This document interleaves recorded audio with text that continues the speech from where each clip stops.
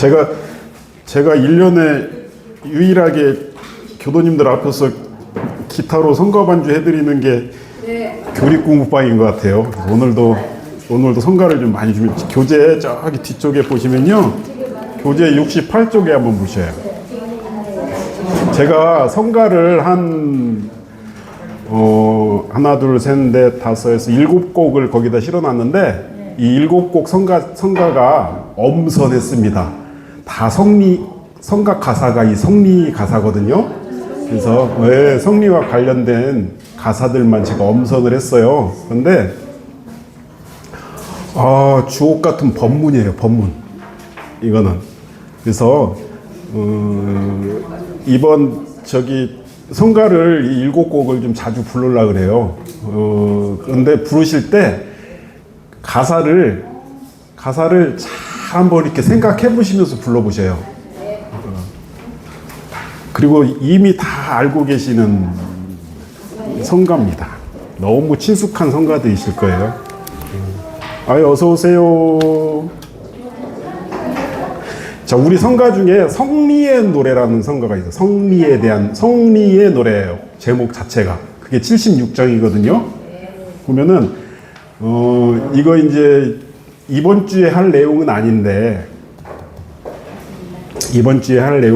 다음 주에 할 내용이에요. 이 성리의 노래 가사는 뭐냐면은, 대종사님께서 성리하면 요거 꼭 알아야 된다. 그것을 가사로 푸는 거예요. 한번 해보시고요. 이건 다 아시죠?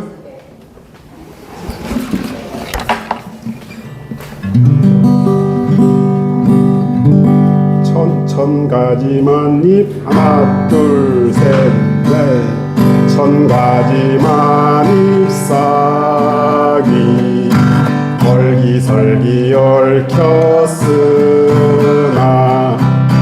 다 헤쳐 들어가면 흙은 보는 불이 하나 우주의 삼라만상 여기저기 얽혔으나 감추려 들어가면 영영아온 기운 하나 이 마음 모든 분별 가지가지 일어나나 사무쳐 들어가면 본래 맑은 성품 하나 그 뿌리 그 기운 그 성품을 밝히어 북돋으세 바로 찾아 활용하세. 하나만 더 부르고 시작할게요. 107장 그 다음 거. 이거는 성가 제목이 심월송인데 이 심월송 가사를 누가 작사하셨냐면요, 우리 회상 최초의 견성도인 배우셨죠? 삼산 김기천 종사님이 당신의 견성한 그 내용을 시로 쓰셔서 발표를 하셨어요. 그걸 가지고 그 시를 어서 오세요. 교재 하나씩 가져가세요. 교재 하나씩 가져가세요. 네, 5,000원씩 준비되어 있습니다. 5,000원에 결제하시고 성가 107장도 성리에 관한 가사거든요. 한번 곰곰이 가사를 음미하시면서 한번 불러보세요. 교재 뒤쪽에 보면 성가 있습니다. 성가 107장 한번 불러볼게요. 심월송의 마음달이죠. 마음달. 심월. 하나 둘 저호곡에 하나 둘 셋 넷 저호곡에 밝은 달은 다만 하나 원체로 된 일천강에 방하오며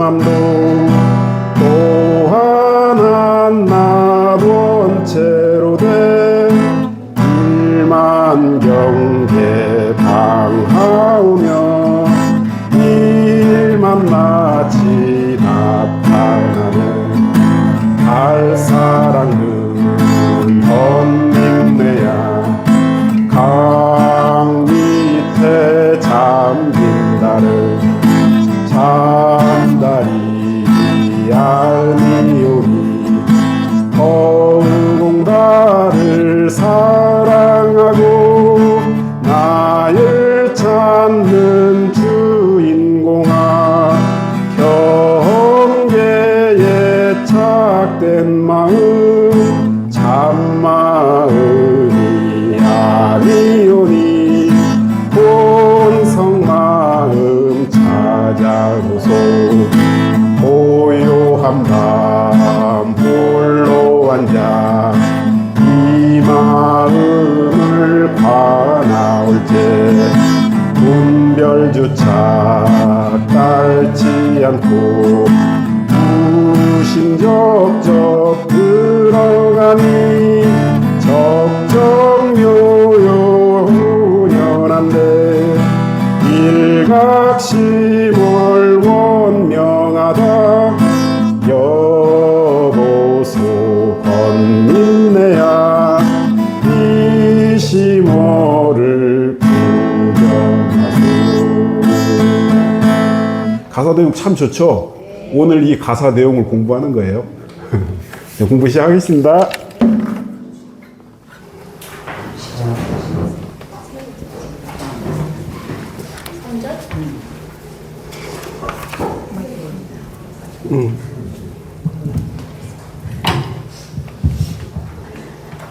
네, 공부 시작하겠습니다.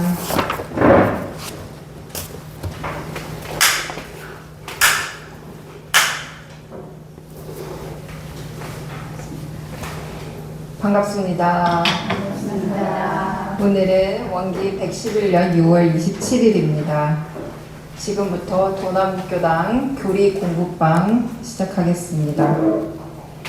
먼저 자세를 바르게 하시고 온전한 마음 모으는 입정합니다.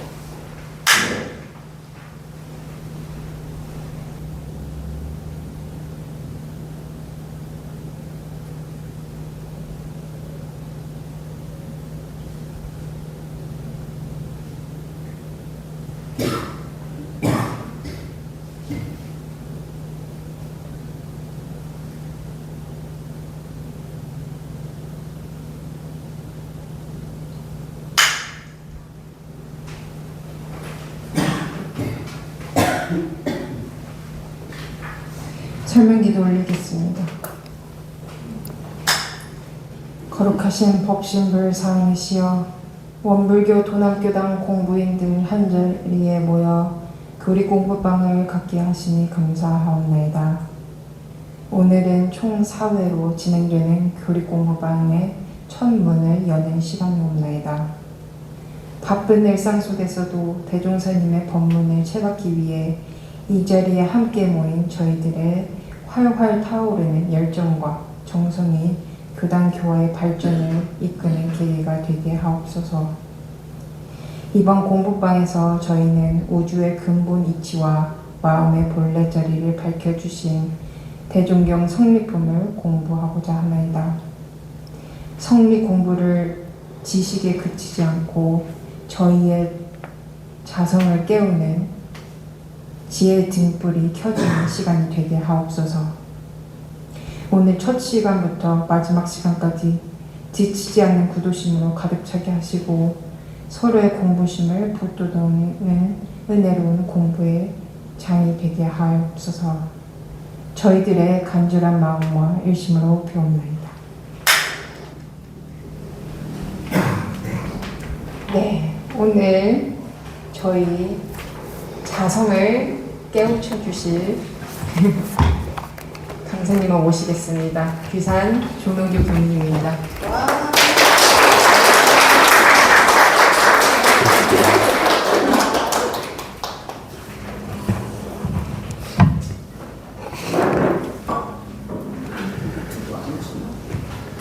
어우, 많이 들어오셨네요. 여기서 이렇게 보니까 꽉 찬 느낌이에요. 감사합니다.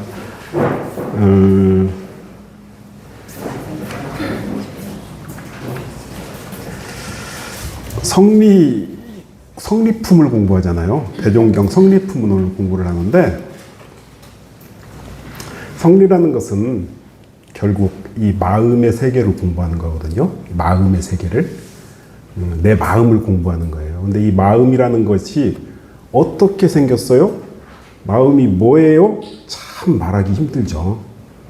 내가 화나요. 그 화난 마음 한번 보여줘봐. 보여줄 수 있나요? 행동으로밖에 못 보여주잖아요. 그죠? 그래서 이 성리라는 것이 정말 언어와 문자나 형상으로 표현하기가 참 어려워요. 저도 공부하면 할수록 더 어려워지는 것 같아요, 그게. 그래서 언어와 문자로 원래는 표현할 수 없는 것 맞다. 저도 그렇게 생각을 하는데, 이 마음의 세계라는 것은. 그런데 우리 성리품 6장에 보면은 지난 설교 시간에 제가 소개해 드렸는데, 언어로 표현하지 못하는 것이니, 마음이라는 것은 언어로 표현하는 건 못하는 거니, 말로 가히 할 수 없다고 한다면 이는 참으로 성품을 본 사람 아니다. 그렇게 말씀하셔요. 그래서 이 마음이 눈앞에 있어서 눈을 굼글리지 않아도 훤히 볼 줄 알아야 되고, 입만 열면 바로 말을 할 수 있어야지 불성을 밝게 본 사람이다. 그렇게 말씀하시죠.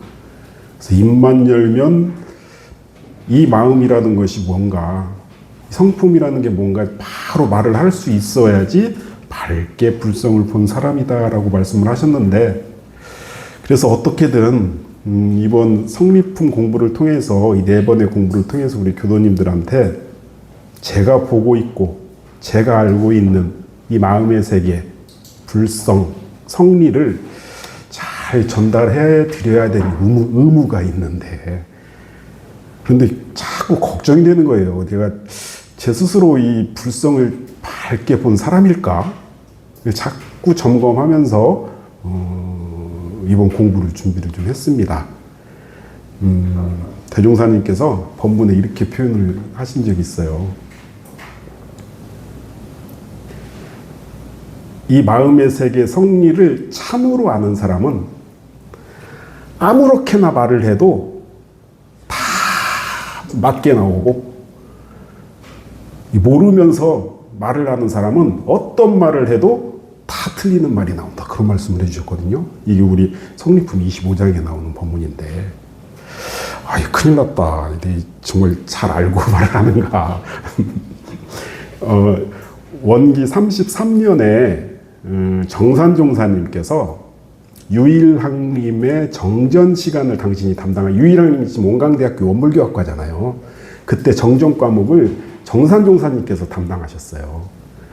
그때 이제 성리를 이제 강의를 하시는데, 성리를 쭉 강의를 하셔요. 유일학님 학생들한테.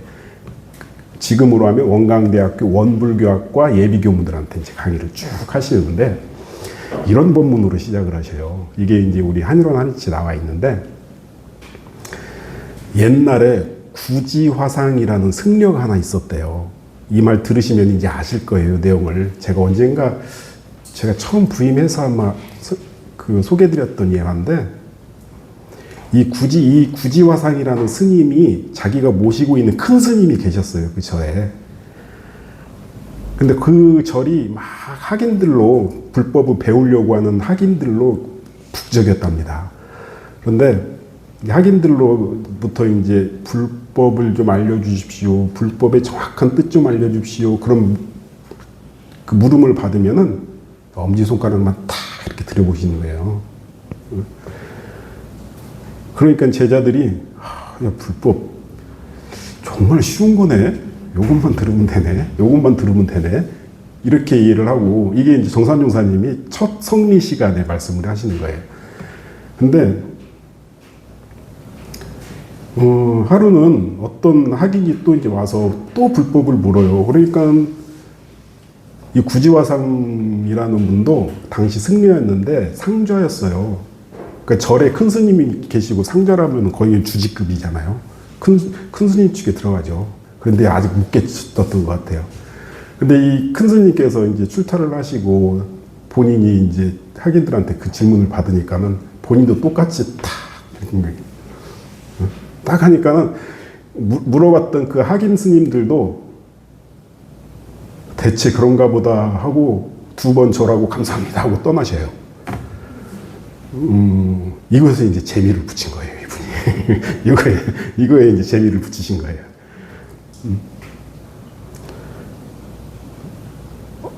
하루 어떤 날도 또 학인 스님들이 다른 학인 스님들이 전국 각지에서 찾아오니까는 또 이제 물어보셨어요. 이 구지화상한테 불법이 옵니까? 그러니까 또 이러고 있어요. 그런데 마침 큰 스님이 저기서 이렇게 걸어오셨거든요.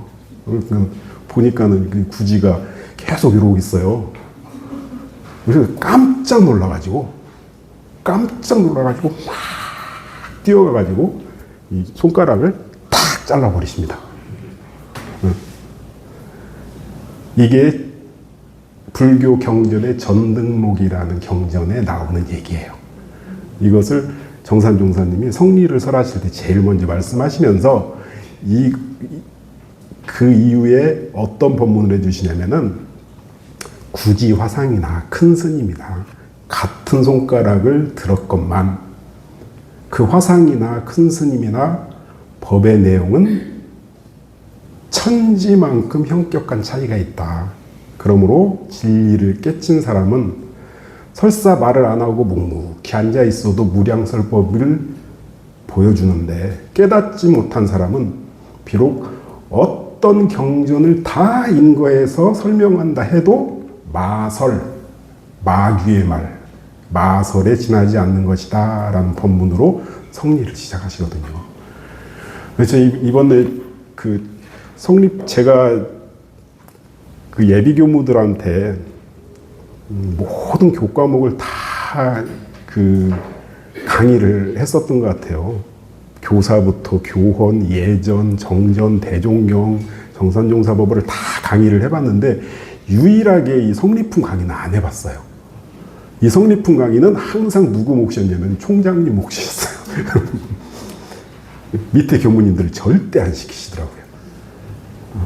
그래서 지금 제가 교도님들께 지금 성리품 강의를 하는데 처음이에요, 지금. 교무 30년 만에 처음으로 성리품 강의를 하는데, 그래서 자료도 없었어요. 그래서 이 자료를 만드는데 애썼어요.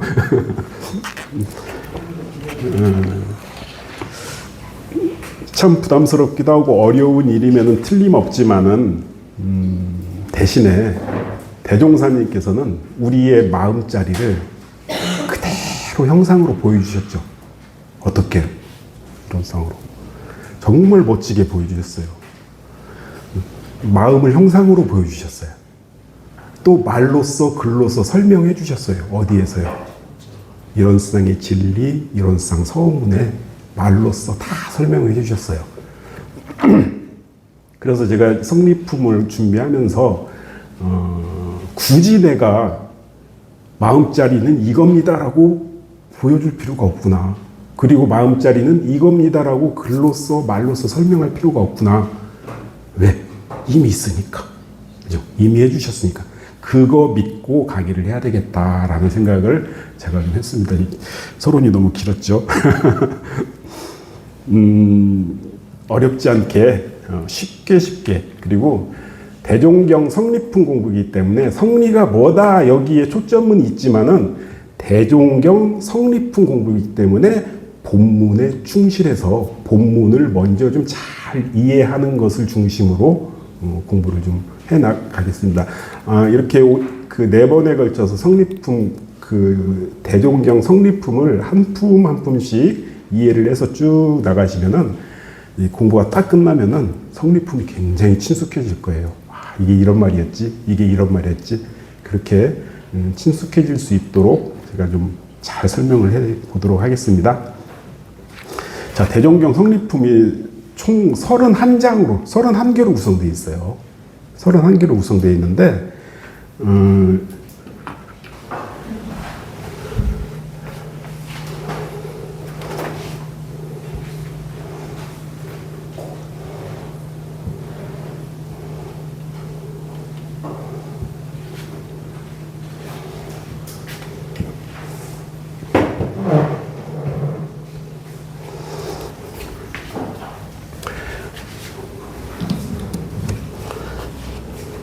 우리 그 지난주 설교 시간에 성리란 해가지고 아주 그 대종사님께서 정의 내려준 것이 하나 있다 그랬잖아요. 정전에 성리란 해가지고 나오는 게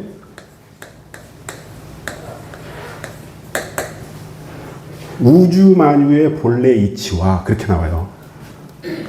우주 만유의 본래 이치와 그 다음에 또 한 가지 우리의 자성 원리.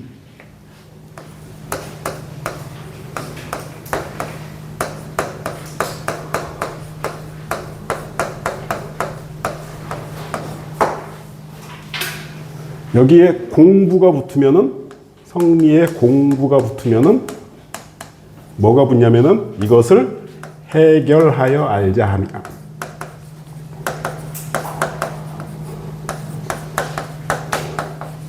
자, 그러면은 이거부터 좀 이 개념만 좀 알고 성리품을 들어가셔야 되는데, 우주 만유의 본래 이치, 우리의 자성 원리 두 가지를 공부해야 되는데 이 두 가지가 같다라는 의미예요. 두 가지를 공부하는 게 아니라, 자 보세요. 우주 만유의 본래 이치예요. 우주 만유라는 거, 세상에 존재하는 모든 것은 어떻게 존재하냐 그거죠. 이 세상에 존재하는 모든 것은 어떻게 나타나서 어떻게 존재하고 어떻게 돼 가냐, 이게 본래 이치잖아요. 얘 어떻게 생겨났지? 얘 어떻게 생겨났지? 이게 이치, 여기에는 이치가 있다. 그러죠? 거기에 우주 만유 속에 나도 포함되죠. 나는 우주 만유 아니에요? 맞잖아요. 그죠?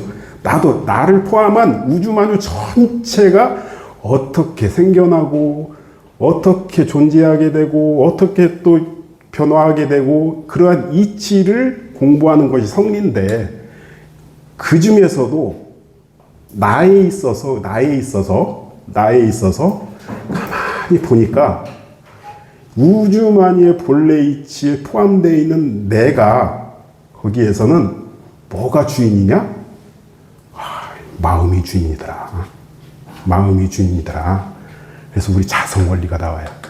그래서 이 우주 만유의 본래 이치와 우리의 자성 원리는 두 가지를 공부하라는 게 아니라 이게 같은 거예요. 뭘 공부하는 거냐? 결국에는 자 이거예요. 성리품 첫 장부터 끝장까지는 뭘 얘기하냐? 거기 이제 격의문답도 나옵니다. 무무역, 비비역 그런 거 나오거든요. 그러면은 늘 고민의 초점을 어디에다 맞추시면 돼요? 이거는 굉장히 중요해요. 두 글자. 성품. 여기에다만 딱 맞춰 놓으세요. 그럼 모든 게 다 해결이 돼요. 모든 게 다 해결이 되는데, 이 말씀을, 성품이라는 말씀을 굉장히 다른 용어로 많이 쓰셔요. 자, 우리 이론상 진리에 이론은 우주만유의 본원이며 재불재성의 시민이며 일체 중생의 뭐예요? 본성, 이렇게 나오죠. 이론상 성문에는 천지 부모 동포 법률의 본원이며 재불조사 범부 중생의 성품으로 나오죠. 그죠? 그 다음에 또 있어요. 똑같은 개념은 뭐가 있냐면은 연불법에 보면은 우리가 무슨 극락으로 가기를 원해요? 자성이라는 표현을 써요. 자성이라는 표현이죠. 또 한 가지 있어요. 우리 법신불 이론상이라고 하는데, 최초에는 법신불이 아니었어요. 최초에는 뭐였어요? 신불이었어요. 신불이 또 바뀌어요. 뭘로? 불성.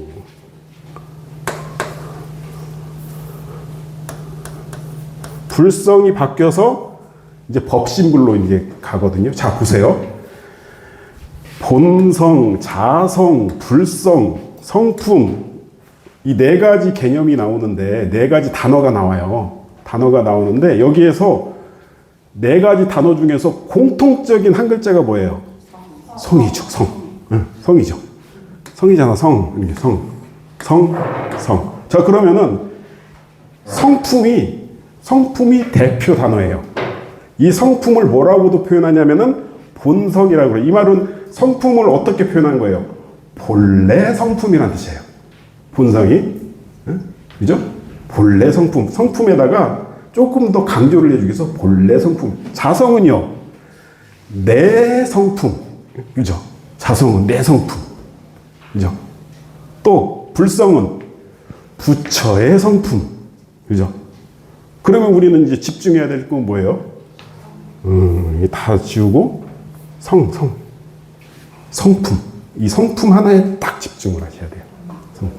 그래서 대종사님께서는 본성, 자성, 불성 이런 표현도 많이 쓰셨지만은 이건 제가 한번 검증을 해봤어요. 대종사님의 초기 교서부터 지금 현재 대종경까지 단어를 한번 쭉 찾아봤는데 제일 많이 쓰신 단어는 단연코 성품이에요. 당신은 이 성품이라는 단어를 의도적으로 굉장히 많이 쓰셔요. 그리고 본성은 거의 안 쓰셔요. 몇 번밖에 안 쓰셔요. 본성이라는 개념.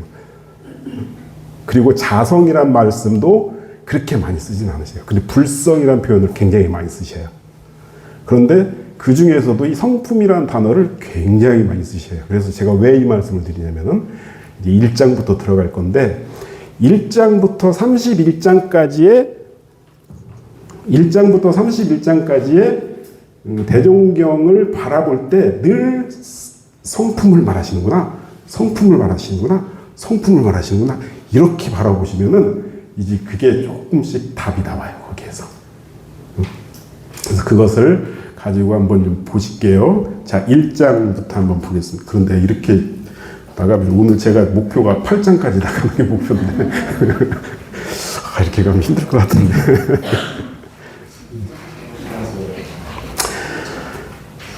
자, 성리품 1장 함께 봉독해 보겠습니다. 대종사 대각을 이루시고 그 심경을 시로써 읽으시되 청풍월상시에 망상자연명이라 하시니라. 자, 제가 대종경 강의할 때마다 항상 강조해드리는 게 하나 있어요. 모든 대종경, 서품, 교의품, 수행품 쭉 나가잖아요. 인도품, 인과품 쭉 나가잖아요. 그 중에서 1장에 배치하는 법문은 그 해당 품의 대장이거든요. 그럼 거기에는 이 법문을 1장에다가 배치한 이유가 있어요. 여기에서도 왜 이 법문이 성리품을 공부하는데 1장에 배치가 됐을까? 요거를 알으셔야지. 성리품 공부해서 뭘 하라고 대종사님이 지금 말씀하시는구나. 그것이 좀 오거든요. 한번 보시게요. 대각에 심경 그러셨어요. 대각하고 나서 심경이라는 거 뭐예요? 나 이런 마음이 들어 이거잖아요. 자, 우리 서품 1장은 뭐예요? 대각 일성이에요. 딱 깨닫고 나서 외치는 거죠. 그죠? 만유가 한체성이며 만법이 한군, 이거는 대각 일성이라고 그러는데 이거는 뭐예요? 대각 심경이에요. 대각의 심경을 시로 표현하셨는데, 자, 대각을 이루시고 나서 진리라는 게 이런 거구나 하고 외친 것은 대각 일성이고, 진리를 딱 깨쳤더니 이런 마음이 드네 하는 게 대각 심경이잖아요. 어떤 마음이 드셨는지 한번 보시게요. 청풍월상시. 청풍, 맑은 바람이에요. 월상, 달이 떠오르니, 그죠? 시 하니까는. 맑은 바람, 달 떠오르니, 만상,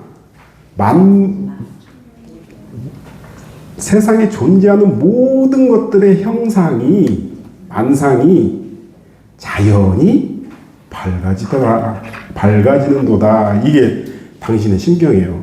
여기에는 뭐가 있냐면요. 여기에는 뭐가 있냐면요. 깨닫게 되면 우리가 성리를 정확히 알고 이제 견성이라는 표현도 나와요. 견성을 하게 되면 내 마음에 뭐가 생겨요? 정말 맑은 바람을 느끼듯이 정정한 기운을 느낀다는 거예요. 그러고서 밝은 지혜가 쫙 열린다는 거예요. 그러고 나서 보니까는 만상이 자연히 이 세상에 존재하는 모든 것들의 모습이 저 사람은 왜 저렇게 살고 있는 줄, 저 사람은 왜 저렇게 힘들게 살고 있는지, 저 사람은 왜 이렇게 복이 많은지, 이런 것들이 그냥 뭐예요? 내가 알려고 해서 하는 게 아니라 자연히 보이더라. 자연히 보이더라. 이것을 표현한 거예요. 그럼 여기에서 우리가 뭘 느껴야 되냐면은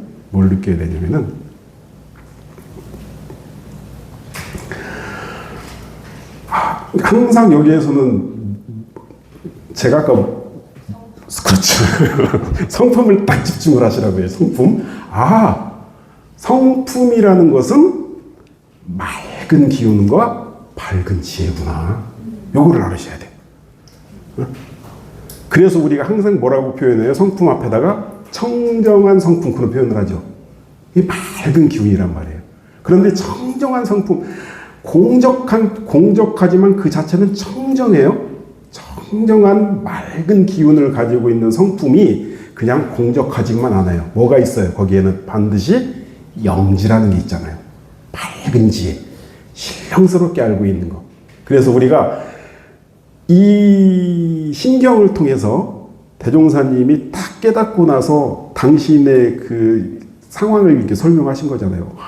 맑은 바람, 밝은 달 뜨는 것 같이 그렇게 되는 거구나. 성품을 알면 청정해지고 맑아지고 그리고 밝은 지혜가 저 하늘에 보름달이 환하게 비치듯이 밝은 달이 뜨듯이 지혜가 그렇게 열리게 되는구나. 그래서 우리는 성품 하면은 성품의 모습은 맑은 기운, 밝은 지혜다.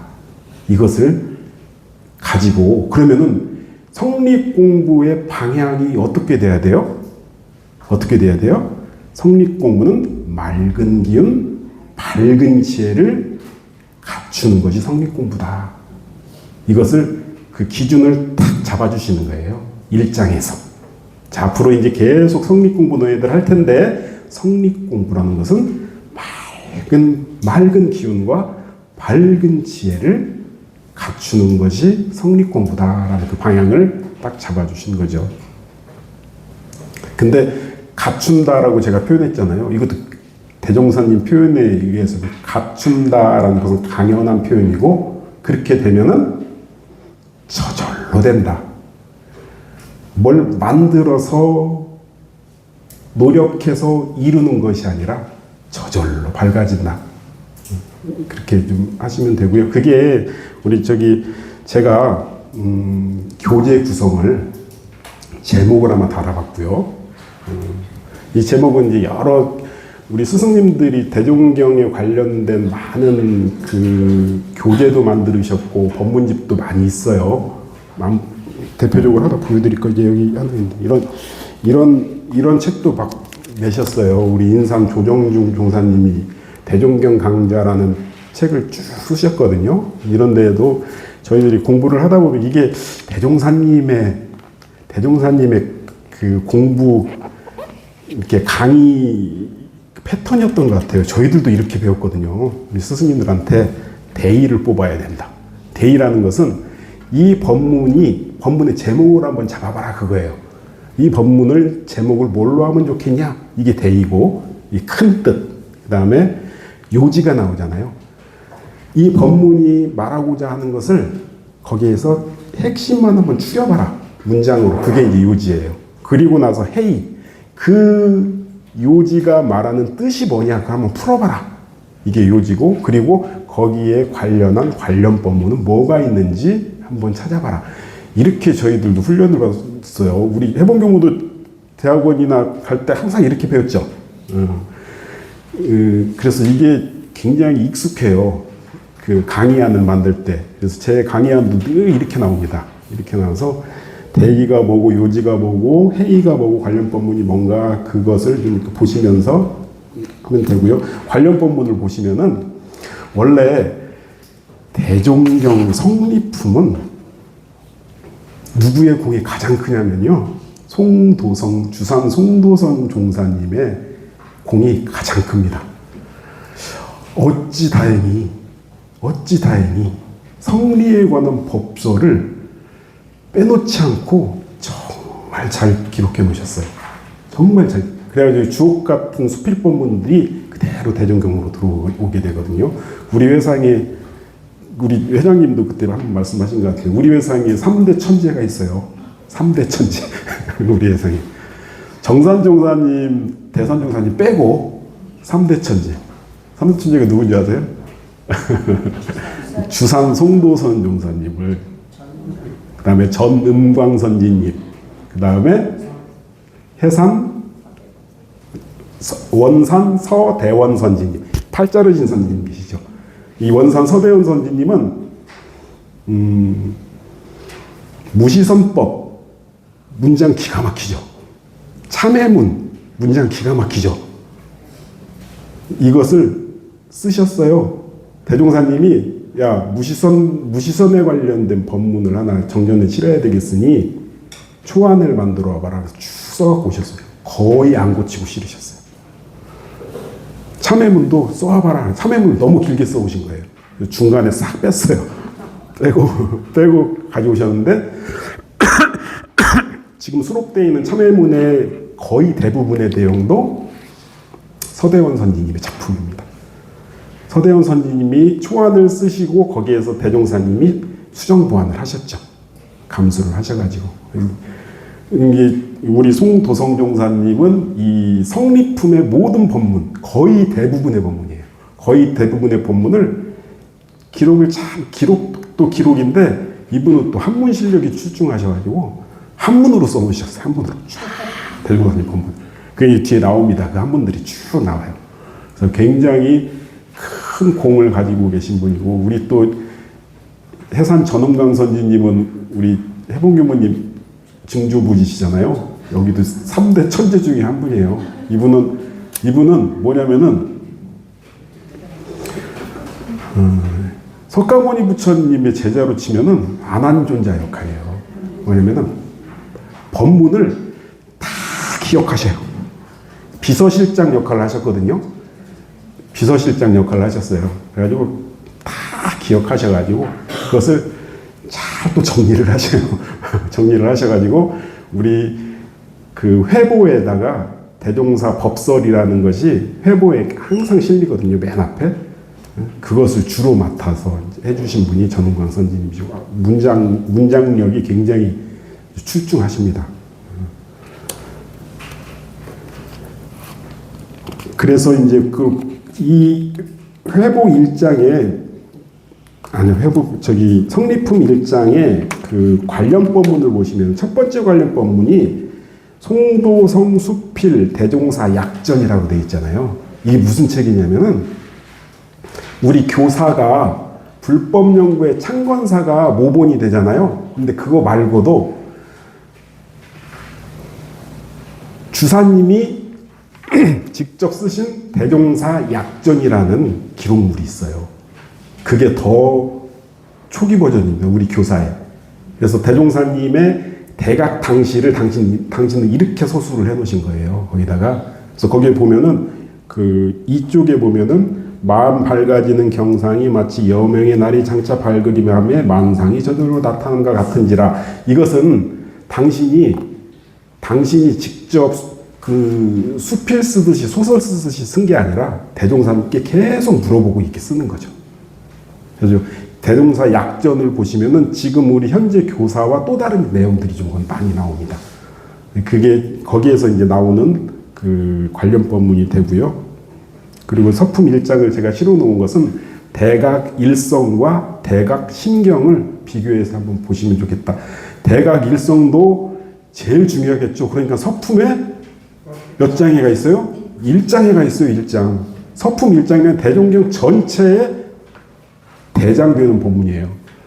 그리고 이 성리품 1장은 대각의 신경. 이것을 서품 1장에 놓으신 것은 성리품 공부할 때 방향 너네들 이렇게 잡아라. 어떻게 해요? 맑은 기운, 밝은 지혜로 잡아라. 그렇게 해서 이제 가시는 거고요. 서품 2장 한번 볼게요. 2장에 같이 한번 봉독해 보겠습니다.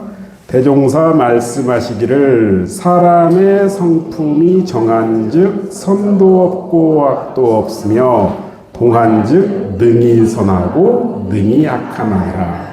여기는 그냥 직접 성품이 나왔잖아요. 이제 성품이 앞에 두세 장 정도 나오다가 성품이라는 단어가 뚝 끊깁니다.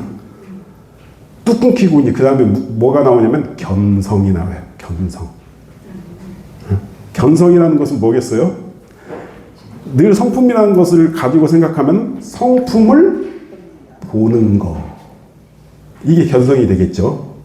그러면 솔성이라는 건 뭐예요? 성품을, 솔은 뭐야? 거느리다. 거느리는 거. 그죠? 양성은 성품을 키우는 거. 그러니까 늘 이제 성품이라는 걸 가지고 성리품을 바라보시면 되는데, 대종사님께서 편집한 건 아니에요. 정산종사님께서 편집한 거예요. 대종경은 2장과 3장을 어떻게 배치하냐면은 성품이라는 것을 공부하기 시작할 때 기본적으로 너희들 이거는 알고 공부 시작해야 된다 하시는 거예요. 성품 2장과 3장, 성리품의 2장과 3장은 그 중에서 2장을 한번 볼게요. 사람의 성품은 정할 때는 선도 없고 악도 없다. 무선무학이죠. 우리가 성품대로 살아야 되는데 성품대로 산다는 게 선 아닐까? 그럴 수 있죠. 그런데 성품 자체는 선도 없고 악도 없대요. 그런데 이게 성품이 동에서 이제 나타나기 시작하면은 선으로도 나타나고 악으로도 나타난다. 이 말이냐면 이거는 성품의 원리의 가장 기본적 원리예요. 이것을 너네들 알고 시작해야 된다라는 거거든요. 근데 이거는 이제 우리 교도님들 다 아시잖아요. 이거는 다 아시잖아요.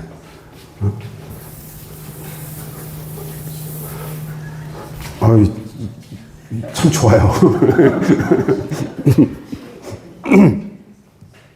지금 이거보다 더 좋아졌대요. 근데 저희는 이것도 너무 만족해요.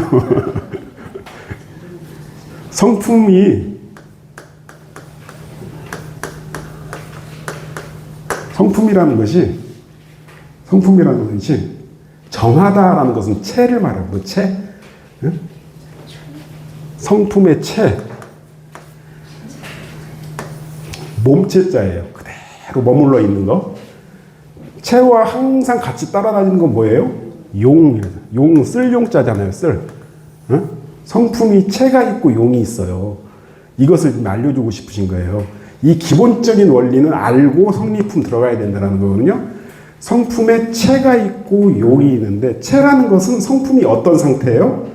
그대로 있는 것, 정한 상태예요.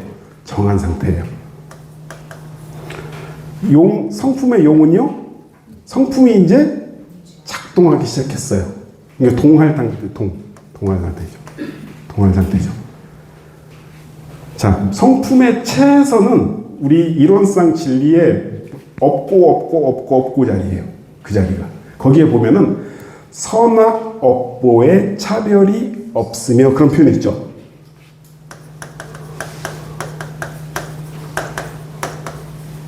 없어요. 그죠? 선악 없죠.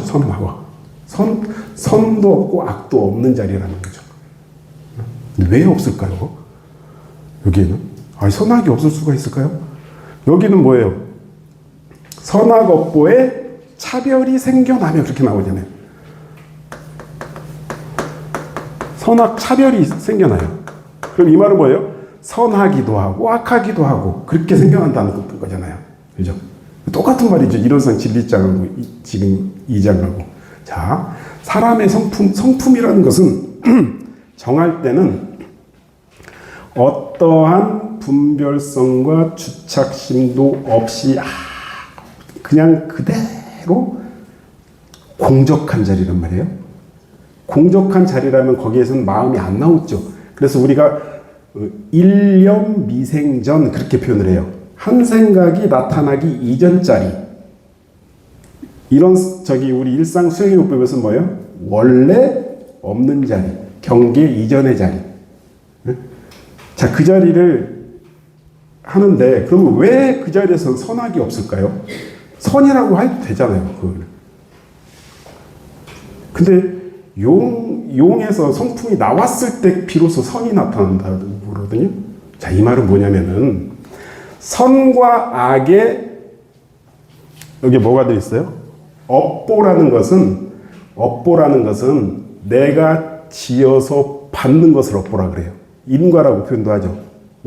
선과 악이라는 내가 지어서 받는 게 없는 자리라는 거예요. 왜 없어요? 인과 업보거든요. 인과에서 짓는 것, 과는 받는 것이잖아요. 인은 우리 작년에 인과품 공부할 때 인이라는 것은 뭐가 짓는 거예요? 뭐가? 마음이 짓는 거예요.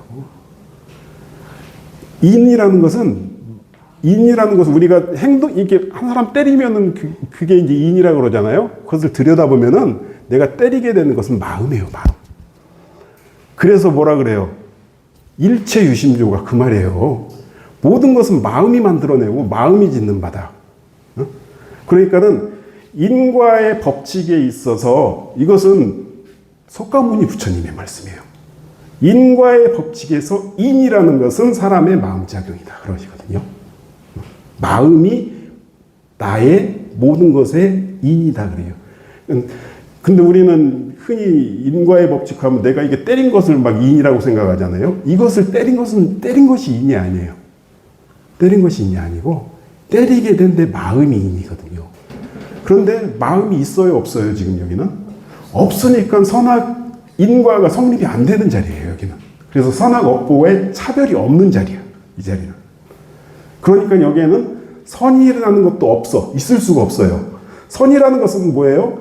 내가 착한 일을 했을 때 선이 되는 거잖아요. 착한 인을 지었을 때 선이 되는 거거든요. 악한 인을 지었을 때 악이 되는 자리. 그 자리가 아니라는 거죠. 그래서 선악 업보가 없어요, 이 자리는. 근데 용을 왔어요. 용을 왔으면 선과 악이 나타나요. 어떻게 해요? 여기서는 동이라는 것은 성품이 마음으로 작용하는 것이 동이에요. 그러면은 이 성품이 마음으로 작용을 하는데 어떻게 작용하느냐에 따라서 선이 될 수도 있고 악이 될 수도 있다 그 말이거든요. 그래서 성품 자리는 성품의 본래 자리, 채자리는 본래라는 뜻이거든요. 성품의 본래 자리는 선도 없고 악도 없어요. 왜요? 마음을 짓는 바가 없기 때문에. 그래서 비로소 인과가 나타나고 업보가 나타나고 선이 나타나고 악이 나타나는 것은 성품이 마음으로 작용됐을 때. 그러면 이제 여기서 그러면 이 성품을 이렇게 알아야 되는 이유가 어디 있어요? 본래 자리는 잘 지키고 본래 자리에서 마음을 낼 때 그 성품 그대로 발현이 될 수 있도록 연습을 하는 것이 성리를 공부하는 이유라는 거죠. 이걸 알려주고 싶으신 거죠. 항상 선이 되는 것은 마음이 작용이 돼가지고 선이 되고 악도 되는데 선이 되는 것은 뭐예요? 성품이 그대로 발현됐을 때 그때 선이 되는 것이고 성품이 가렸어요. 뭐에? 욕심과 습관과 업력과 이런 거에서 가려서 나타나게 되면은 악이 되는 것이고 이게 가장 기본적인 원리다라는 것을 여기서 이제 알려주고 싶으신 거예요. 그래서 사람의 성품이 정한즉 이건 뭐예요? 본래 자리에서는 채자리에서는 선도 없고 악도 없다. 선악 업보에 차별이 없다. 그런데 이것이 동하게 되면은 선도 나타나고 악도 나타난다. 이 원리를 아주 굉장히 짧은 문장이지만은 요것이 성품의 이치, 우리 자성의 원리에 있어서 가장 기본적인 원리다. 이것을 좀 여기다가 딱 알려주고 싶으신 거죠. 그래서 우리는 저기 있잖아요. 우리 천도법문 참 좋아하시잖아요. 천도법문에 성품 얘기 참 많이 나오죠. 한 이름도 없고, 한 형상도 없고, 가고 오는 것도 없고, 죽고 나는 것도 없고, 부처와 중생도 없고, 허무와 정별도 없고, 이 자리가 무슨 자리예요? 성품의 채자리, 정할 때 자리. 그런데 거기에서 그 있는 것이 무의와 자동적으로 생겨나 쭉 또 나타나죠. 그 자리가 무슨 자리? 용자리. 이렇게 생각하시면 돼요. 자, 그러면은 우리가 이론상 진리를 배웠잖아요. 이론상 진리하면 이 3단 논법 있잖아요. 진공과 묘유와 조화. 그럼 그 중에서 이거 뭐가 되겠어요? 진공, 이거 묘유 이렇게 나가면 되겠죠.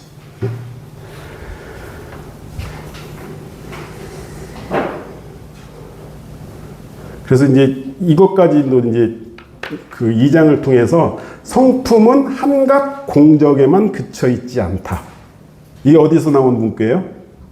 정전 무시선법에 나와요. 성품은 공적해요. 그런데 한각 그 공적에만 머물러 있는 게 아니에요. 항상 경계를 따라서 나와요.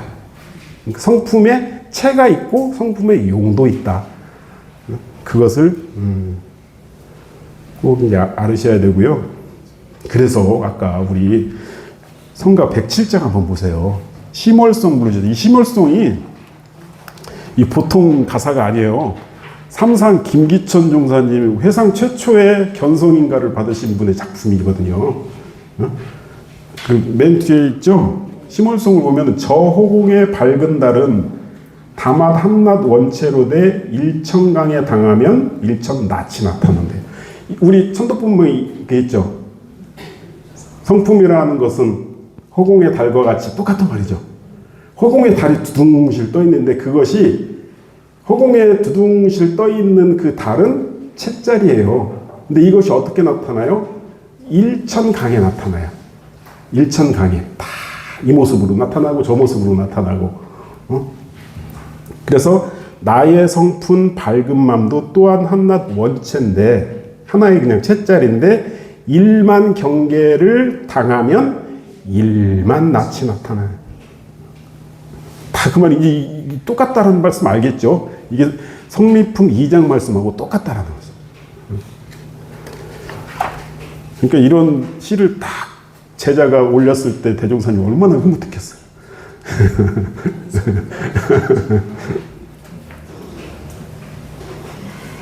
삼산종사님이 견성인가를 받으시. 근데 이것도 알으셔야 돼요.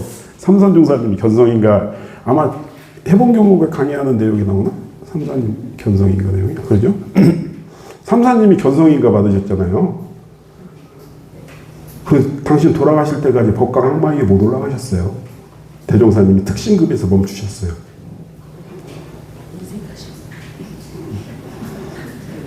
그리고 열반 후에 항마위에 올려주셔요. 견성한 도인도 그렇게 엄격하셨어요.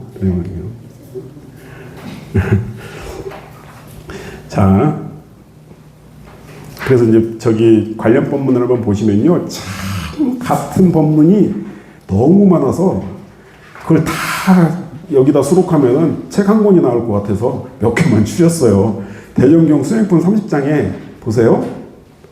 사람의 성품은 원래 선악이 없는 것이나, 이제 이해 되시죠? 이게 무슨 말인지. 응? 그런데 어떻게 선악이 나와요? 여기서는 습관이라고 말씀하셨어요. 습관에 따라서 선악 나옵니다. 또 수행품 59장에 본래의 분별과 주착이 없는 우리 성품에서 선악간 마음이 바라는 것은, 자, 본래 분별 주착이 없기 때문에 거기에서는 선도 악도 성립이 안 되는 그 자리죠. 근데 그 자리에서 선악간 마음이 나오는 것은 마치 저 밭에서 농작물과 잡초가 나오는 것과 같다. 그래서 우리를 마음을 심전이라고 표현한다. 그 법이에요. 또 있죠. 정산종사님은 우리의 성품은 원래 청정하나 경계를 따라서 그 성품에서 순하게 바라면 선이 되고 거슬려 바라면 악이 되나니 그렇게 표현하시죠. 다 같은 표현이겠죠. 성리품 2장하고 또 정산종사보고 원리편에서는 본래 우리 본성에서 범성과 선악의 분별, 범이라는 것은 중생을 말하고요. 성이라는 건 성인. 선악의 분별이 나타나는 것은 우리 본성에 소소영령한 영지가 있기 때문이니. 자, 그 말은 아까 우리 1장에서 우리 성품은 어떻게 생겼어요? 맑은 기운, 청정한 기운과 또 밝은 지혜, 소소영령한 영지가 있다는 거예요. 근데 그 영지가 경계를 대함에 습관과 업력에 끌리면은 망상으로 나오는 것이고, 그 영지가 경계를 대했을 때 항상 청정한 그 성품의 본체자의를 떠나지 않고 마음이 나오면은 그것이 부처의 행위다. 그래서 부처와 중생의 다른 점이 이런 점이다. 그렇게 표현하시죠. 같은 말씀이잖아요. 또 우리의 성품은 본래 청정한데 마음의 동정의로 인해 무명이 발생하게 되나니, 이것도 이제 나오시는 말씀입니다. 그래서 그 성리품 2장에서는 너네들 이거 꼭 알아라. 아주 기본적인 성품의 원리다. 뭐예요? 성품은 체와 용이 있는데, 본래 자리에서는 선도 없고 악도 없다. 그런데 성품이 동했을 때는 마음으로 작용을 하는데, 그게 성품 그대로 발현이 되면 선이 되는 것이고, 성품이 가리워졌어요. 안개로 쫙 가려졌어요. 가리게 하는 요소는 뭐예요? 습관과 업력. 습관과 업력으로 성품이 딱 가리워져 나타나면 그것이 악으로 나온다.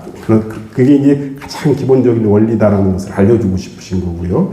또 있어요. 또 기본적인 원리를 너네 이거 꼭 알아야 된다 하신 게 3장이거든요. 보세요. 한번 같이 읽어볼게요.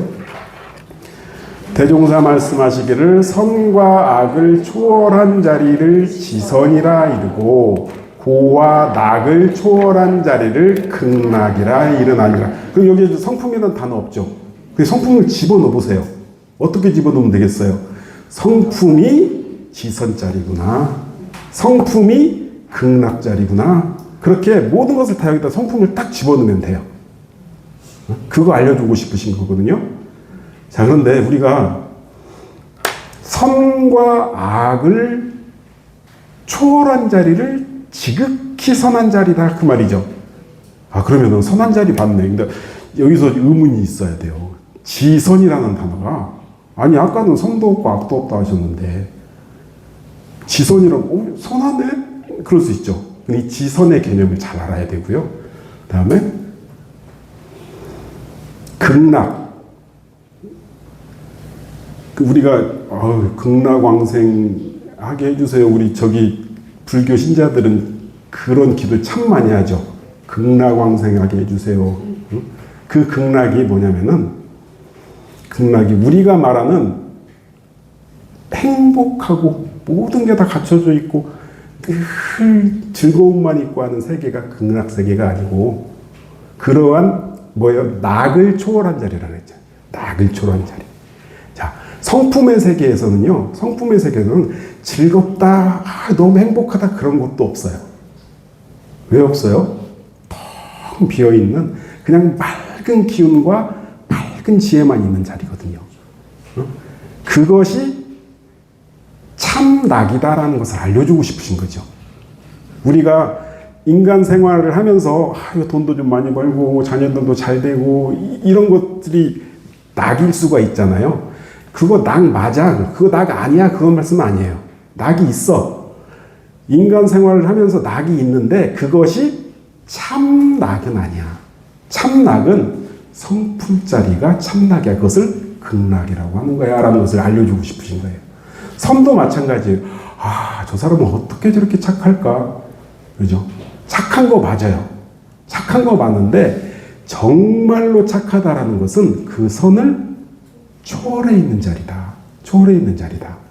그래서 이 부분은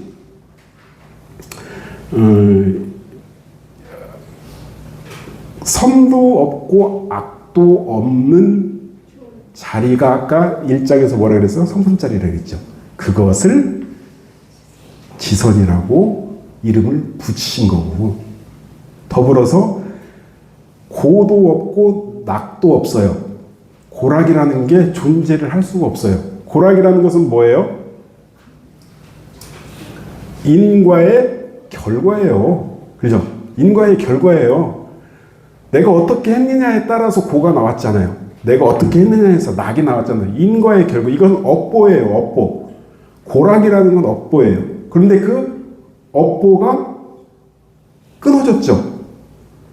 끊어진 자리가 성품의 본래 자리잖아요. 그러면은 업보가 성립이 안 되잖아요. 거기는 그 자리가 바로 극락 자리다. 그걸 알려주시는 거죠.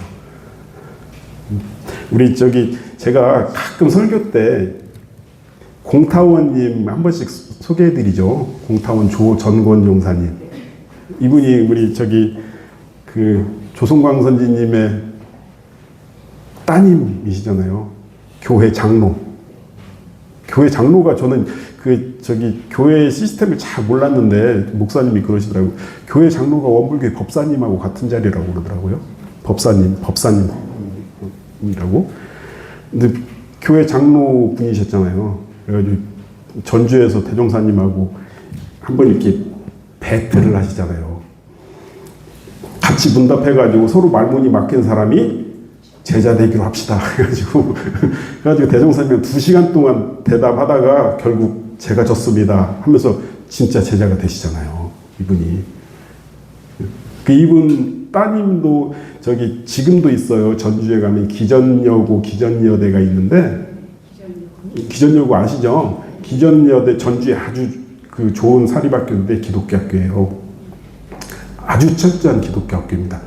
그때 당시에도 있었어요. 굉장히 역사가 깊은 기전여고를 다녔고, 기전여고에서는 항상 거기에서 성경 웅변대회가 있어요.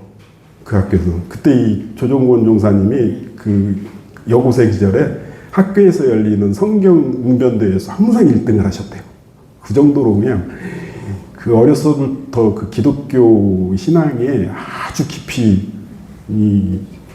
그냥 온통 본인의 삶도 나는 하나님의 종이 되고 하나님의 역사를 실현시키기 위해서 나는 온 생을 바칠 거다 이렇게 소원을 하고 계셨거든요.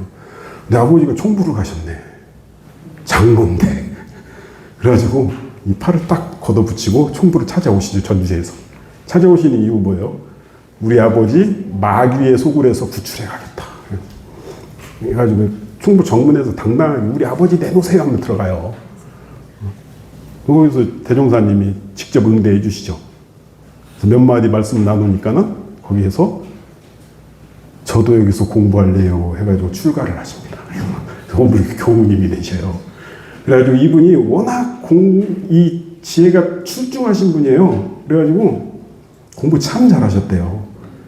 그래가지고 우리 원불교 초기 교단사의 별명이 뭐냐면은 설통제일. 그렇게 설교를 잘하셨대요. 우리 공타원님의 설교가 육성으로 남아있거든요. 저도 이렇게 들으면은, 그 당시에, 그 시절에, 이렇게 당당하게 목소리가 쩌렁쩌렁 하셔요. 웅변하듯이 하시거든요, 설교를. 지금도 그 음성이 저희들한테 남아있는데, 그리고 또 성품은 얼마나 좋으신지 항상 입에 달고 다니시는 말씀이 추임새가 뭐냐면 아이고 좋다, 아이고 좋다. 그래서 늘 좋다 좋다 해서 뭐라고 부르냐면 좋다보살. 설통제일 좋다보살. 이게 이 공타원님의 공식적인 별명이었어요. 그리고 그런데 이제 한 번은 막 출가를 해가지고 교당으로 파견이 되는데 서울로 파견이 돼요. 서울에 와서 첫 전무 출신 생활을 하시거든요. 공타원님이 창신동 도남지부에서 근무를 하고 있을 때 대종사님께서 방문을 하셔요. 방문을 하시는데 공타원님이 가만히 보니까는 아주 추운 겨울날이었대요. 추운 겨울날에 이렇게 조그만 우물도 있고 그랬나 봐요. 그게 꽁꽁 얼었나 봐요. 그래서 막 깨가지고 물 가지고 거기서 빨래하고 막 밥 짓고 호흡 불어가면서 그것을 이제 보신 거예요. 이렇게 기특하게 생각하셨겠죠, 대종사님이. 그래서 부르셔요. 정권아, 너 이렇게 열심히 살고 있으니 상을 하나 줄 테니, 대종사님의 상은 뭔지 아세요? 그 당시에 항상 물어볼 거 있으면 물어봐라. 이게 상이에요. 항상 그러셨어요. 다른 제자들한테도. 내가 상을, 우리 이누아 선생님한테도 상 준다고 하면서 물어볼 거 있으면 물어봐라. 그러잖아요. 물어볼 거 있으면 한번 물어봐라. 이렇게 물어보세요. 그때 이제 뭘 물어보시냐면은, 감사합니다 하면서 대종사님, 예수님이 십자가에 돌아가실 때 정말 고통스러웠겠죠? 얼마나 고통스럽겠어요. 모습에 박혀서 이렇게 돌아가시는데. 그러니까는 우리 공타원님은 어렸을 때부터 이렇게 출가하기 전에 기독교 신앙을 오래 했으니까 항상 이제 머릿속에 예수님도 있고 막 그럴 거잖아요. 근데 그게 본인도 너무 힘드니까 막 손 시렵고 손이 얼 것 같고 하는데 이 고통에 대해서 생각했던 것 같아요. 그러니까 내가 내 지금이 힘들고 고통스러운 것은 예수님에 비하면 아무것도 아닐 거야. 그것 때문에 물어본 것 같아요. 십자가에 못 박혀서 돌아가실 때 얼마나 고통스러우셨을까요? 라고 질문을 해요. 그랬더니 대종사님께서 이렇게 답을 하셨습니다. 성인은 아픔을 빼돌리는 곳이 있단다. 그런 말씀을 하시죠. 이 아주 굉장히 유명한 문답입니다. 성인은 아픔을 빼돌리는 데가 있대요. 이게 뭐예요? 고락을 초월한 자리가 있다는 거죠. 그 자리를 안다는 거예요. 내가 아무리 현실 속에서 고통스럽고 못 견디게 힘들고 해도 우리의 진리 공부를 하고 성리 공부를 하면은 그 아픔을 빼돌리는 곳이 있대요. 빼돌리는 곳이. 그 자리가 어떤 자리겠어요? 항상 우리는 마음의 세계 얘기하면 뭐 떠올리면 된다고요? 성품. 이제 그 자리를 이제 찾아가는 공부를 하시는 거죠. 고락을 초월한 자리를 찾아가는 공부해라라는 뜻입니다.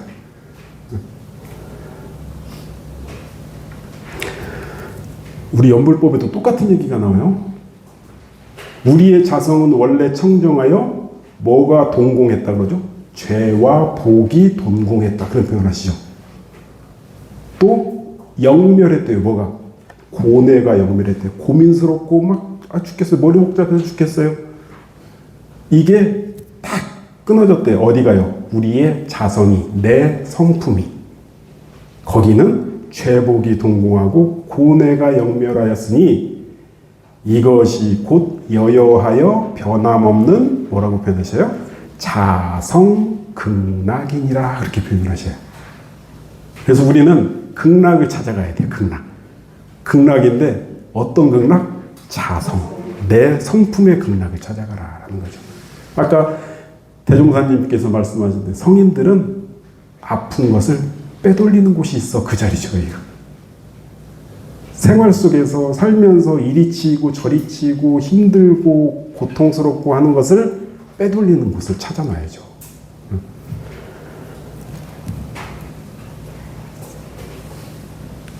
관련 본문들 한번 볼게요. 이게 이제 원기 14년 9월달 회보 58호에 나온 건데요. 선악을 초월한 것이 지선이고 고락을 잊은 것이 극락이니라. 11시 10분이에요? 11시 20분밖에 안 남았는데 어떡하죠?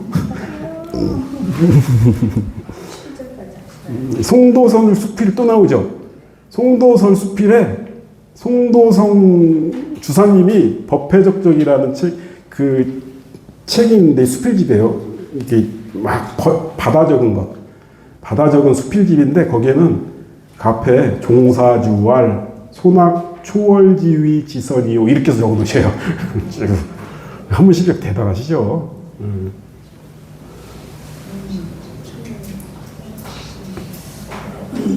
우리 또 변이품에 이렇게 돼 있죠. 변이품의 맨 뒤에 보면은 극락생활을 해요.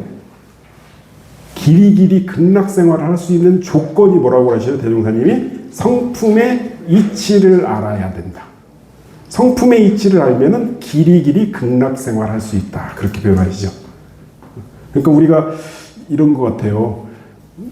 종교를 모든 종교인들이 기독교도 마찬가지고 불교도 마찬가지고 그 종교에 입문해서 신앙과 수행을 하는 이유가 결국에는 행복해지고 싶은 거잖아요.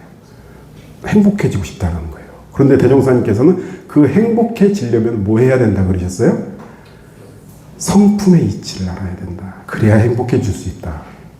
그런 표현이죠. 그것을 극락이라고 표현하시는 거죠.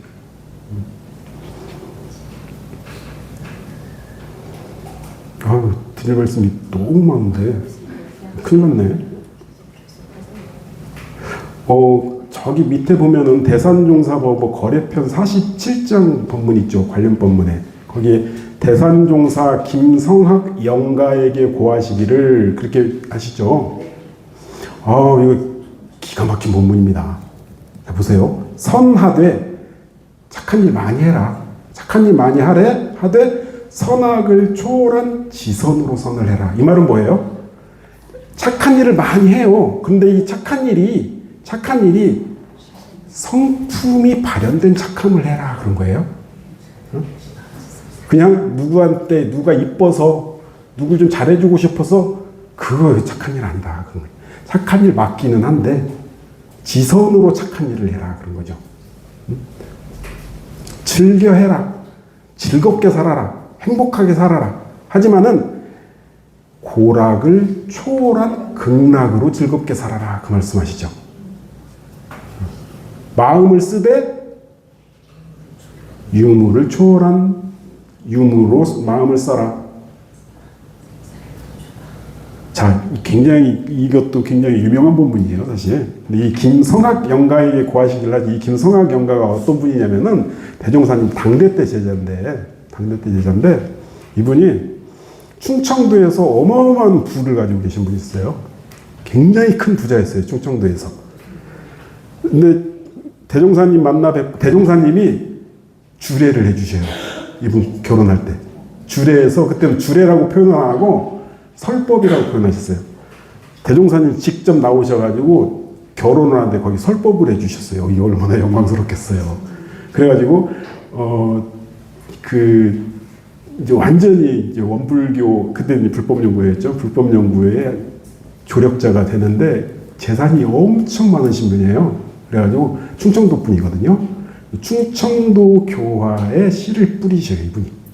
그래가지고 지금 여러분들이 충청도에서 제일 큰 교당이 대종교당, 추북교당, 원교당, 논교당, 충청도에서 초창기에 나는 모든 교당의 창립주를 다 하셔요.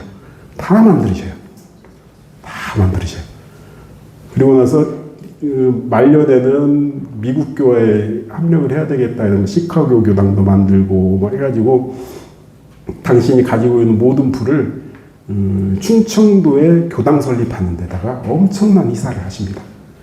그런 분이 이제 대산종사님이 종법사위 하실 때 열반을 하셨어요. 열반하시고 거기에 내려주신 열반 법문이에요. 이게.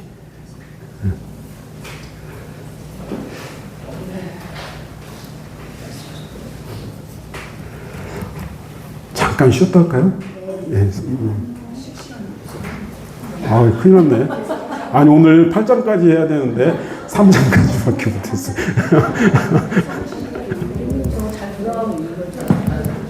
예. 자, 여기까지 15분 하고, 원래 우리가 11시 반까지거든요. 시간을 지켜야 되니까는 조금 빨리 나가볼게요. 15분 동안. 4장은, 자, 1장은 뭐였어요? 성립 공부의 방향을 딱 잡아주셔요. 맑은 기운, 밝은 지혜 갖추는 것이 성품이다 라고 하고, 그 다음에 2장과 3장은 성품의 원리 중에서도 가장 기본적인 원리, 성품에 체가 있고 거기에서 용이 나오는데, 체에는 선도 없고 악도 없고 죄도 없고 고도 없고 낙도 없다. 그것을 2장과 3장에서 알려주시는 거예요. 그런데 선도 생기고 악도 생기고 고도 생기고 낙도 생기는 것은 성품이 발현되는 용에서 마음으로 작용이 될 때 이제 생긴다. 이 원리를 너네들 정확히 알아라 하고 딱 집어주신 거예요. 집어주시고 나서 성리품 4장을 보시면요. 성리품 4장을 보시면요. 뭐냐면은 큰 도는 유와 무, 이와 사, 생과 사, 동과 정이 둘이 아니다. 그러죠. 이거는 이제 그러니까 4장까지는 가장 우리를 성리, 마음의 세계를 이해할 때 가장 기본적인 거, 이것은 꼭 너네들 알고 공부 시작해야 된다라는 거거든요. 4장까지가 그거예요. 뭐냐면은, 자, 큰 도는 여기에다가 이제 뭘 집어넣으면 되겠어요? 성품은 그렇게 집어넣으시면 돼요. 성품은 유와 무 나눌 수 없다. 이와 사 나눌 수 없다. 생과 사 나눌 수 없고 동과 정 나눌 수 없다. 자, 이 말은요. 뭐냐면은 잘 보셔야 돼요. 이게 이제 불입법문이라 그래요. 불입. 아니 불자의 두이. 불입법문인데 여러분들 우리 원래 무시선법이 굉장히 길었어요. 처음에는.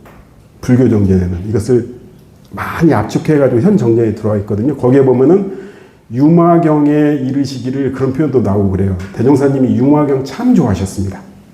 유마경이라는 금강경을 참 많이 언급하시잖아요. 우리 정전 대종경에. 그런데 유마경도 참 많이 언급하셔요. 유마경이라는 것은 유마거사가 설한 법문인데 거사라는 건 뭐예요? 출가가 아니고 제가잖아요. 제가인데 아주 높은 법력을 갖추신 분이거든요. 유마거사가. 이 불입법문은 유마거사의 아주 대표적인 법문이에요. 대표적인 법문인데 자, 둘이 아니에요. 둘이 아니에요. 둘이 아닌데 뭐가 둘이 아닌가? 유와 무가 둘이 아니에요. 그래서 이것을 유와 무가 둘이 아니에요. 그래서 여기다 성품을 딱 집어 넣으시면 돼요. 성품으로 산다는 것은 내가 생활 속에서 성품으로 산다는 것은 유에도 집착하지 않고 무에도 집착하지 않는 유무초월로 사는 것이 성품으로 사는 거다. 지금 나타나 있는 것 여기에 끌리지 마라. 이거 그대로 존속되는 거 아니다. 이거예요. 그게 유에도 집착하지 말아라. 그러면은 무에도 집착 없다고 실망하고 없다고 없는 것이 아니다. 유는 무로 무는 유로. 이와 사가 둘이 아니다. 뭐 이는 이치고 사는 일이잖아요. 이게 둘이 아니다. 떨어져 있는 게 아니다. 왜요? 모든 일에는 뭐가 담겨 있기 때문에 이치가 담겨 있기 때문에 그렇죠. 모든 일에는 이치가 담겨 있어. 그러니까 이와 사를 떨어뜨려 놓고 생각하지 말아라. 굉장히 중요한 개념이에요. 뒤에 이제 이런 얘기 나오는 거예요. 이 말은 뭐냐면은 제가 이렇게 강의를 하는 건 일이잖아요. 일하고 있잖아요. 일하는데 여기에 뭐가 있어요? 이치가 있어서 내가 일을 하는 거예요. 그거를 알아야 된다는 거죠. 그래서 일과 이치를 떨어뜨려 놓고 생각하면 안 된다. 생과 사가 둘이 아니라는 걸 알겠잖아요. 생은 사로, 사는 생으로 돌고 돈다라는 거. 동과 정이 둘이 아니라는 거 뭐예요? 동할 때도 성품 사용하는 것이고 정할 때도 성품에 안주하는 것이다. 성품은 동이나 정이나 늘 떠나지 않는 것이 이 성품이다. 그걸 알려주고 싶어요. 그리고 동정이려라는 것은 동할 때나 정할 때나 뭘 떠나지 말라? 성품을 떠나지 말아라. 자성을 떠나지 말아라. 그 뜻이에요. 그래서 그런 개념을 가지고 너네들이 이제 이런 내용들이 뒤에 이제 나오는 거예요. 이런. 그래서 4장까지는 방향을 정해주셔요. 방향을 정해주셔요. 그 관련 본문도 종사주, 왈, 해가지고 이 주산종사님이 한문으로 쭉 쓰신 거를 이제 해석해 놓은 거예요. 밑에는. 대도는 원흉하여 유무불이하며 사리불이하며 쭉 나오죠. 대단하셔요. 대종사님이 대도는 원흉하여 유무불이하며 그렇게 설법 안 하셨을 텐데. 근데 이것을 한문으로 쫙 이렇게 옮기셔요.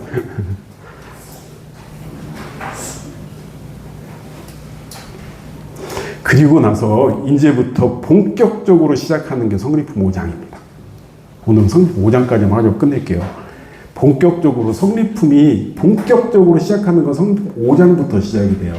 자, 다시 한번 볼게요. 1장은 야 너네 성리 공부를 할 건데 성리를 알게 되면 이러이러한 맑은 기운과 밝은 지혜가 나타난다. 그것을 표준 삼아서 이제 공부 시작해라. 그렇게 가죠. 그리고 2장, 3장, 4장은 성리에 있어서 마음의 원리의 가장 기본적인 원리를 알고 들어가야 된다. 그거예요. 그러고 나서 이제 5장부터는 본격적인 성리법문 여기서부터 이게 나옵니다. 자, 누구나 만법을 통하여 한마음 밝히는 이치를 알아 행하면 가히 대원정각을 얻으리라. 그렇게 나왔어요. 어마어마한 말씀이죠. 대원정각, 이것을 두 글자로 줄이면 뭐예요? 대각, 이 말이에요. 대각을 이루는데 뭘 알아야 돼요? 만법을 통하여 한마음 밝히는 이치를 알아 행하면 대각하느니라. 그 말입니다. 어마어마한 얘기죠. 자, 이것을 한문으로 표현하면은 통만법 명일심. 통만법, 만법을 통해서 명, 밝혀라. 한마음 일심. 통만법 명일심. 네, 이 굉장히 어려울 것 같죠? 대종사님은 성리 공부하는 목적을 정확히 밝히셔요. 원불교의 성리는 이거다! 라고 밝히셔요. 통만법 명일심이라고 밝히셔요. 거기에 제가 쭉 넘겨보시면은,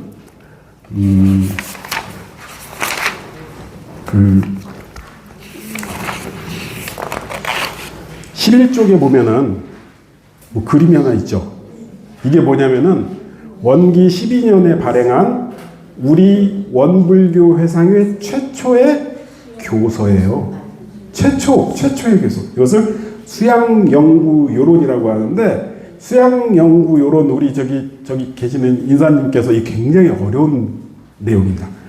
참 어려워요. 내용도 어렵지만은 글자가 다 고어예요, 고어. 옛날 말. 그래가지고 읽어도 이게 무슨 말인지를 몰라요. 그것을 인사님께서 잘 현대어로 잘 풀이를 해주셨거든요. 혹시 궁금하시면 요청하세요. 너무 좋더라고요. 풀어놓으신 게. 이게 이제 수양연구요론이라는 건데, 수양연구요론에 그 실어놓은 것이 표지예요, 표지. 그 표지에 뭐라고 써 있어요? 양옆에 통만법 명일심을 탁 해놓으셔요. 자, 근데 이 통만법 명일심 어렵잖아요. 만법을 통해다. 만법이라는 건 뭐예요? 만법이라는 건 뭐예요?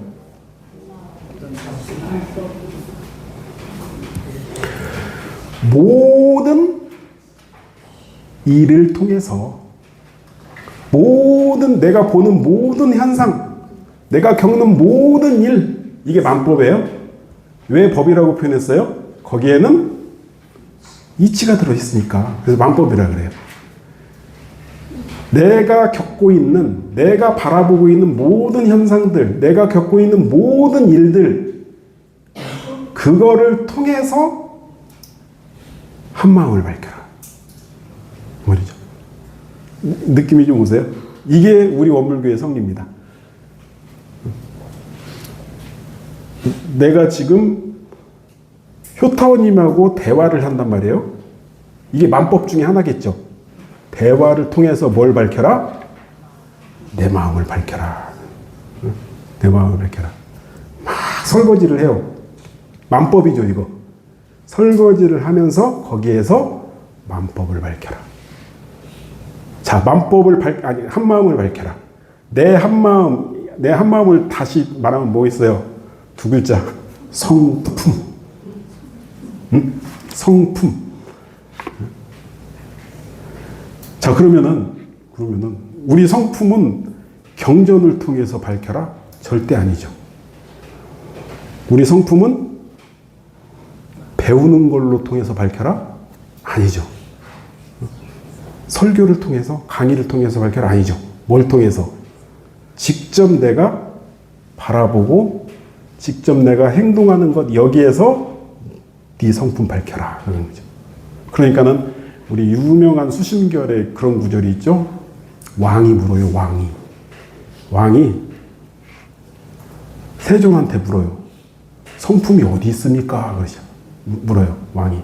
그러니까는 석가모니 부처님께서 뭐라고 대답하셔요? 작용하는 데 있나니라 그렇게 말씀하셔요.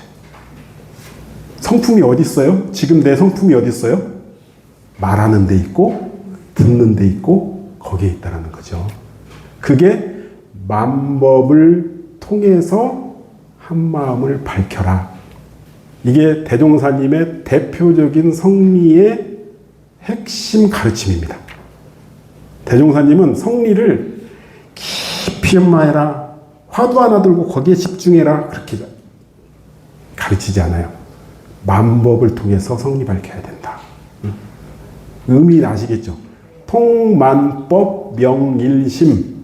이 6글자에 담겨 있는 게 우리 원불교의 대종사님의 아주 독특한 가르침이시고 대종사님이 성리 공부를 우리에게 방향을 이렇게 잡아주셔요.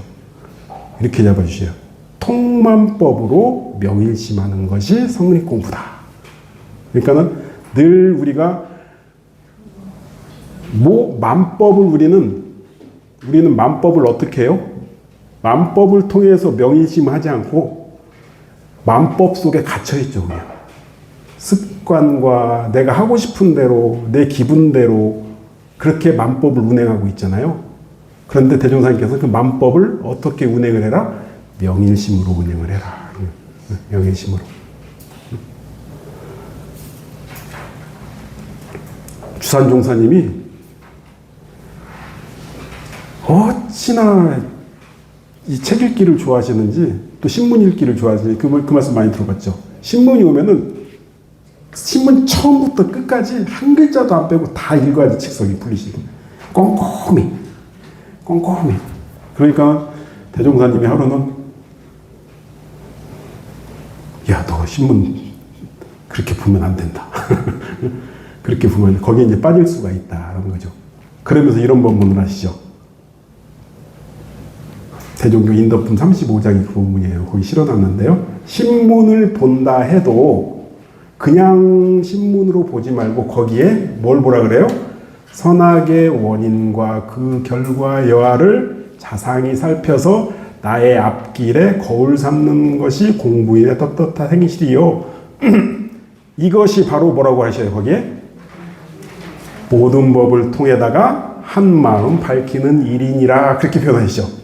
이것이 바로 통만법 명일심이라 그렇게 표현을 하시는 거죠.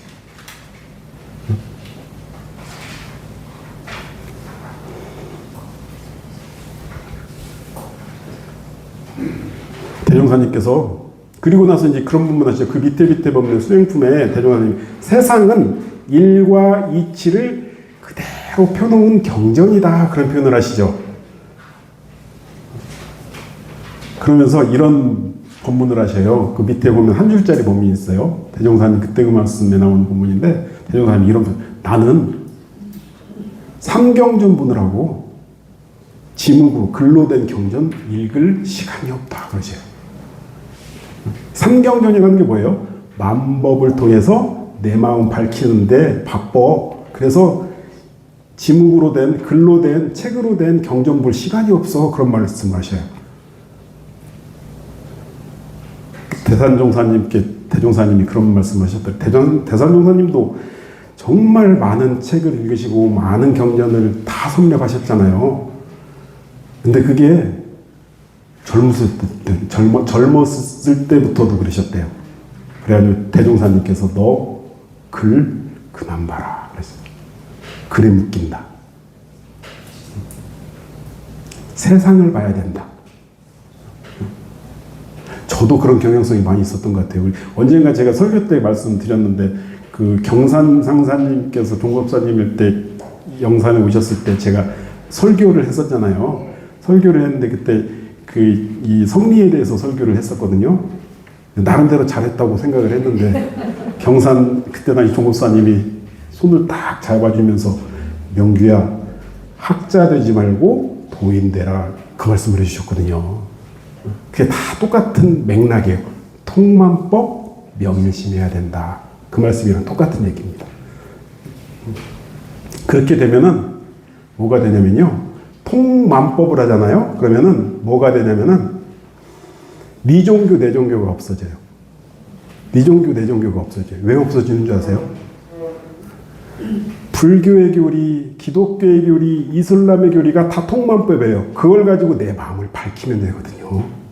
그러니까는 이 종교는 맞다, 이 종교는 틀리다가 없어져요. 저기 우리 교도님들 이철수 파나가 잘 아시죠? 이철수 파나가가 원불교 집안인 거 아세요? 어떻게 원불교의 그 뿌리를 내리게 되냐면은 당신 아내가 부인이 모태신앙이었대요. 그런데 결혼을 했는데 별로 그렇게 잘 나가지 않는 모태신앙 정도로만 돼 있었대요. 그런데 이제 중국교당을 나갔었대요. 한 번씩 가는데 중국교당을 갔었는데 한 번은 그 이철수 이 판화가도 원불교에서 그렇게 잘 알지도 못하고 그냥 장모님이 너무나 신심 있는 교도님이시니까는 한 번씩 이렇게 따라가 보기도 하고 막 그랬대요. 근데 언젠가 한 번 중국교당을 딱 따라갔는데 아주 오래된 얘기죠. 젊었을 때 얘기니까는. 교무님이 오늘은 설교 대신 영상을 하나 보는 것으로 설교를 대체하겠습니다. 그러더래요. 근데 그때 무슨 일이 있었냐면은 요황 바오로 2세 교황님이 한국에 방문을 했어요. 그리고 한국인들에게 설교를 해주셨어요. 그것을 듣겠습니다 하더래요. 깜짝 놀랐대요. 깜짝 놀랐대요. 굉장히 충격을 받았대요. 법회 시간에 교황님의 설교를 듣는다고? 그런데 깜짝 놀라면서 원불교 이렇게 열린 종교구나. 이런 열린 정신을 가진 종교라면은 내가 여기에다가 마음을 놓아도 되겠다 해서 그때부터 신심이 깊어지기 시작했다고 하더라고요. 자, 왜 그럴 수 있냐면요. 통만법 명인심이 있기 때문에 그래요. 교황님이 다른 종교의 가장 어른이라고 해서 그분의 설법을 우리가 설교 시간에 못 들을 필요 없어요. 그죠? 근데 이제 파격적이긴 하죠. 소개는 해줄 수 있는데 설교 대신 교황님의 영상으로 설교를 대체하겠습니다 하면 굉장히 파격적이긴 해요. 그래도 그 설교를 통해서 참 신심 깊은 교도 한 번도 얻었잖아요. 그래서 그 통만법 명일심이 정말 대종사님께서 깊이 고민하신 우리 공부의 방향로고 성리의 방향로다. 이것을 오늘 꼭 좀 기억해 주시면 좋을 것 같아요. 5장까지 했죠? 6장, 7장, 8장. 1시간 반이 그냥 훌쩍 가버리네요. 훌쩍 가버리네. 그러니까 저도 중간에 한번 쉬려고 그랬는데 어떻게 하다 보니까는 끝나기 전에 우리 마음 거울이라는 마음 거울보다도요 저걸 하나 좀 들었으면 좋겠어요.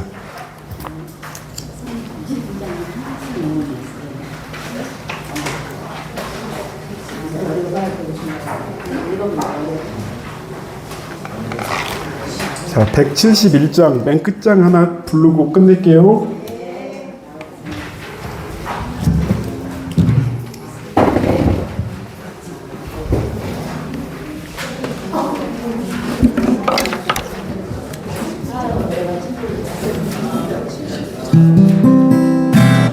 마음이 하나 둘 셋 마음이 속에 있다 작아들면 보일런가 어른이 밖에 있다 자라나면 보일런가 마음에 있다 찾아들고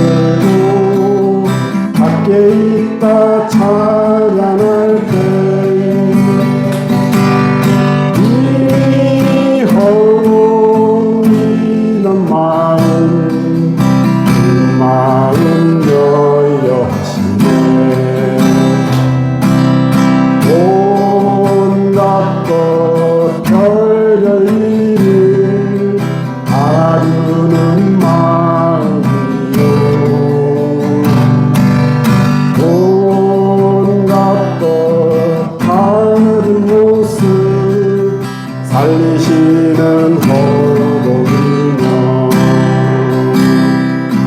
아마도 이누라지 하나인가 하나인가 주께서 머무시는 곳 가까운 이 가지구나.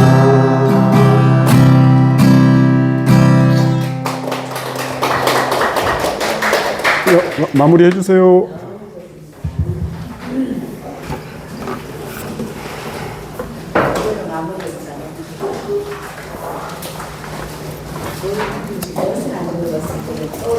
네, 지금 공부 시간 되셨나요? 네.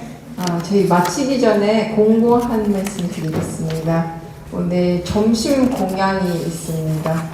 오늘 일단은 원터원 정원주 교도님께서 부회장님께서 누렁소 공양해 주시겠다고 하셨습니다. 그래서 모두 다 같이 식사하셨으면 좋겠습니다. 감사합니다. 감사합니다. 그럼 이상으로 원기 111년 6월 27일 교리공부방 1회차 마치겠습니다. 감사합니다. 감사합니다.